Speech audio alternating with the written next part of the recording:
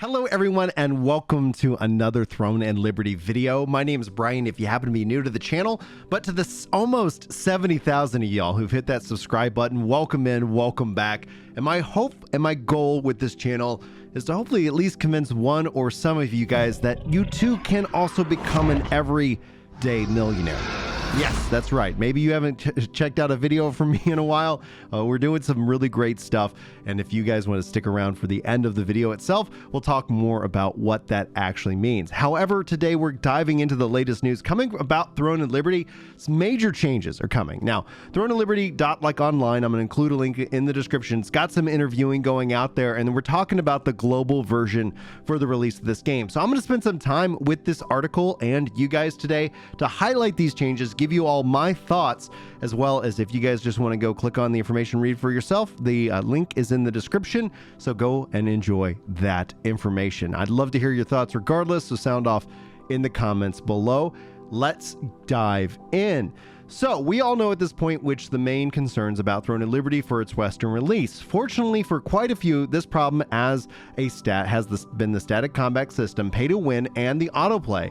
Now, this seems to be addressed by the developers. There are some good signs that the fan base has been heard and the work is being done to improve. So here are some of the details from Gamescom 2023, in this case where Alexander, editor of MMO, it looks German, I butchered it, played Throne of Liberty and interviewed Merv Lee Kawi from Amazon Games. In this article, he declares that he has found some details that have made the game suddenly look better. So, as a highlight, PvP changes, no autoplay, no pay to win, console version, and combat system changes. So let's break it down. First, PvP changes. The global version of Throne of Liberty will have a mainly PvE world. There will be a combat stage for every different area every 2 to 3 days, and this is going to be announced beforehand, and on that moment, the outpost area will become a PvP zone. PvP will also be available in some world bosses and events, but the PvP zone will be marked with a ring. If you do not enter this ring, you won't be flagged for PvP. Now, Merv also states that on the Western version, there won't be free PvP during the night. Without restrictions and karma systems, however, there are certain dungeons that only open up at night, which are, or in turn, are PvP. Amazon is also currently experimenting with pure PvE dungeons. This seems to change the PvP focus of Throne and Liberty, but when asked this, Merv asserts that Throne and Liberty will be a PvP MMORPG. The battles can take control of each area outpost, and the open world can improve or involve any number of players. So, let's not forget about the castle sieges here. There is also one castle siege in the game so far, and that the sieges will take place every 2 weeks. Guilds will be able to form alliances and avoid friendly fire on sieges, and those alliances can be canceled at any time, even during the battles themselves, and this should be pretty fun, they think.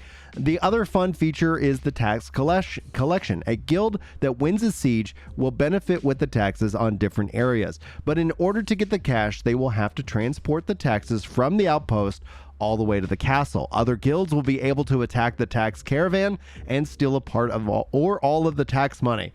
That actually does sound pretty fun. This is interesting. I'd love to hear your thoughts. PvP is such an interesting topic because from a numbers perspective, we know PvE just absolutely just overwhelms in terms of that. The counter argument to all of that is that PvP players say they just want a good PvP game and they don't have that. And if they actually had that, people would show up, and they could be right. They could be right, but until it is whatever this theoretical PvP game is released, we won't know. And so that just becomes more of a theory where the numbers and the facts here are literally right in front of us. PvE is a bigger draw for people. So let me know if you guys enjoy those changes. Now, they're stating here, there is no autoplay so far for Throne and Liberty's global version. One of the most important changes is the deactivation of the autoplay feature. However, this is not a final decision. Amazon completely disabled the autoplay feature, but then they will monitor whether this deactivation is well received. The autoplay feature will be determined by the player's feedback. For me personally, I've just always stated, I'm going to try it. I don't know if I'm going to like it. I don't know if I'm not a mobile gamer, but people have, equated that to a mobile gaming feel. Now, if it's completely disabled, I'm not impacted negatively either. It never bothered me one way or the other because I don't know what it feels like to have an autoplay game. And so if I did and I didn't like it, then I could actually give you guys a real informed opinion about it. But being that I've never done those kind of games, it doesn't necessarily sit well with me, but I'm always willing to give something a shot. But if they don't do it in the first place, then that opinion will continue on. They say no pay to win on shops. This is always going to be something interesting. People who like games will defend pay to win. People who don't like the game will use it as an attack.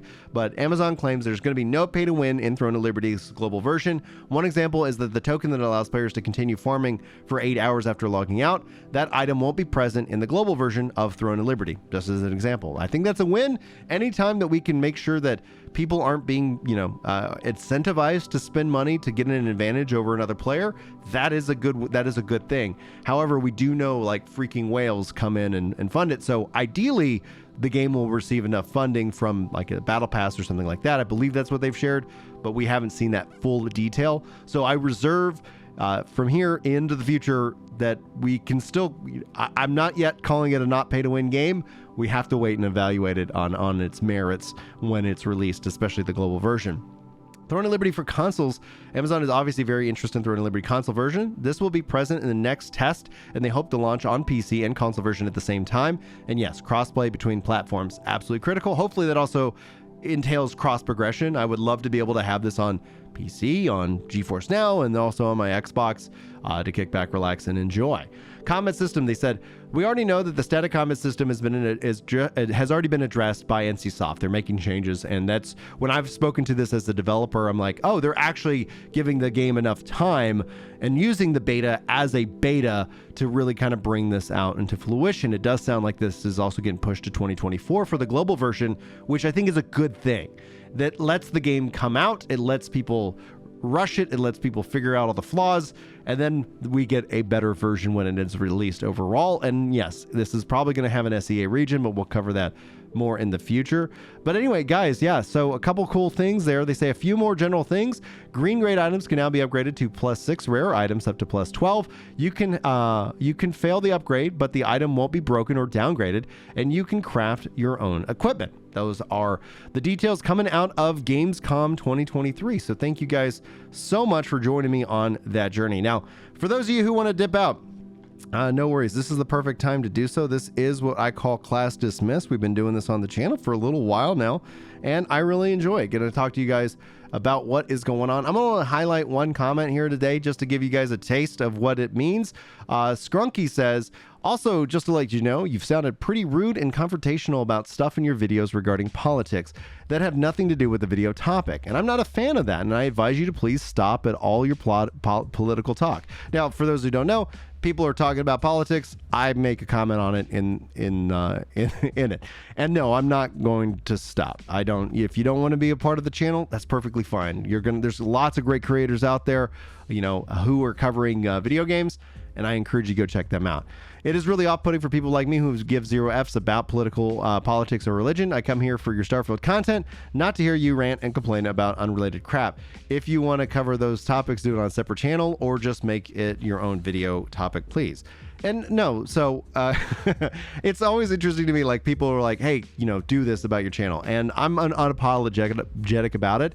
If you guys don't like who I am or my approach, I'm not going to hide it to try and get your sub. And that's, I think, the most respectful thing I can do. I totally respect if you don't like to hear about things that are not gaming related. But then the choice is up to you. I talk a lot about games and a little bit about life here, and I'm going to keep doing that, even if all the numbers go away.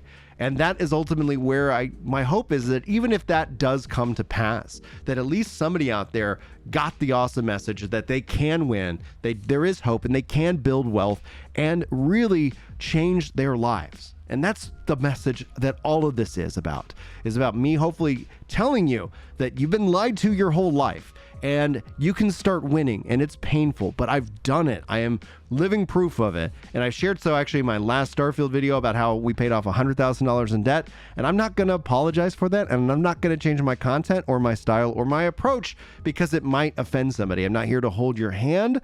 Guess what? Life's hard, the internet's hard, and a lot of us have all been curated to have kind of this on-demand, echo chamber approach. And I say, screw it. If you don't like it, I love you. I wish you guys all the best. But if you do like it, if there's anybody out there that's struggling, I'm going to tell you how it is. I'm going to hopefully help you lift yourself out of this mess that people are in. And when I look at the numbers, I'm a numbers driven guy. It's the paycheck to paycheck people out there. Like, there's so much. I was there, and with hard work, sacrifice, and unbelievable amounts of pain, I've been able to change my future. Now, that's going to be my encouragement. If you guys want to stick around for that, I really do hope that you do. But I'm not here to waste your time. This has been the news and the information, and this has been the class dismissed section of the video. Thanks for sticking around. Hopefully you enjoyed the video. Hopefully I'll see you in the next one. But until then, take care.